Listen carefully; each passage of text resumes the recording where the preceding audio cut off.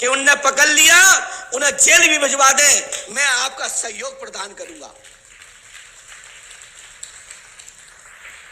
अभी तुम फंसे होंगे किसी के चक्कर में और किसी लोगों पे तुमने एफआईआर कराई होगी, झूठे झूठे मुकदमा लगवाए होंगे।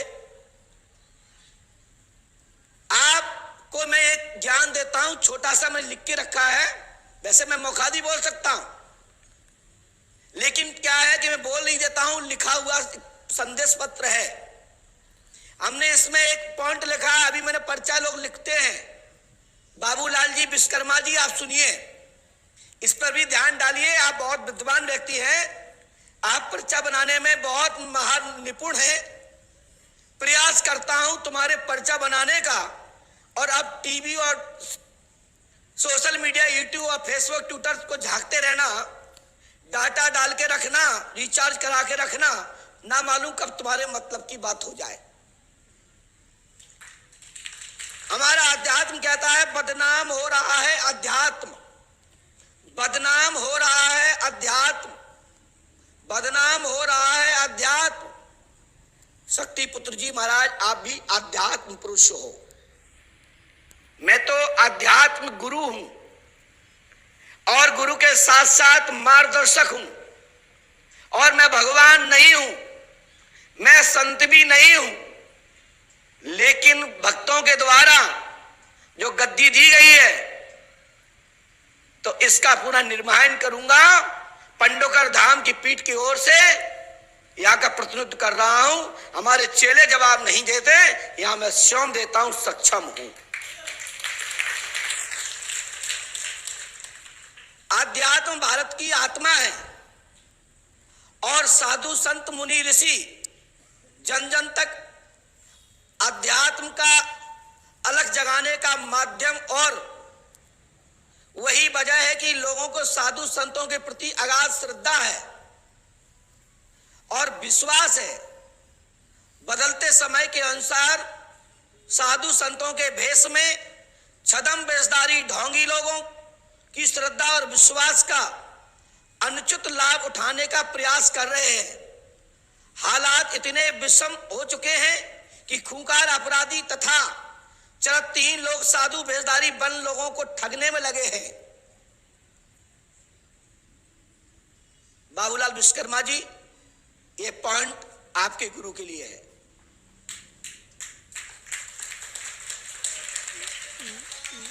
इस पर पर्चा बनाइए। यदि आपको वास्तविकता में अध्यात्म से लगाव है, तो एक बार आप शक्ति पुत्र महाराज जी ब्राह्मण के बारे में एक पर्चा बनाए, तो तुम में लाते मार के वो लोग बाहर निकाल देंगे, और तुम्हें पता भी नहीं लगेगा तुम कहां चले गए, और घर के लोग आंसू बहाते रहेंगे, जैसे हजारों लोग श्रद्धा आश्रम में सेवा भाव में लेते हुए परेशान होकर जान गंवा चुके, जिनके परिवार बिलख रहे हैं, जिनके घर में कोई बचा नहीं, जिनके माँ बाप बूढ़े बूढ़े मर चुके, अपने बच्चों परिजनों के कारण जो तुम्हारे शक्ति पुत्र महाराज के सस्यों ने और उनके गुर्गों मुर्गों ने, उनके गुंडों ने उनकी जान ले ली।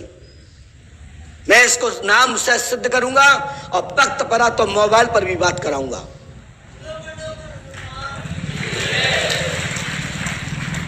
और इसके लिए मैं आपसे पुनः कहना चाहता हूं, बाबूलाल विश्वकर्मा जी, आप पर्चा बनाने का शौक रखते हैं, तो एक बार शक्ति पुत्र रामवरण के बारे में पर्चा बना के देखो, तुम्हारी मम्मा अम्मा याद आ जाएंगी आपको।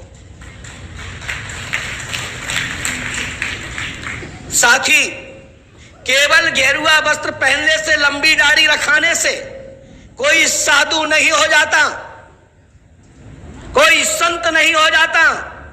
आचरण ही संत होते हैं, और वस्त्र तो मार्केट में मिल जाते हैं, इससे कोई संत नहीं होता। मैं शक्ति पुत्र जी को 1% भी ना संत समझता हूं, ना गुरु समझता हूं, वो एकमात्र गुंडे हैं, गुंडे।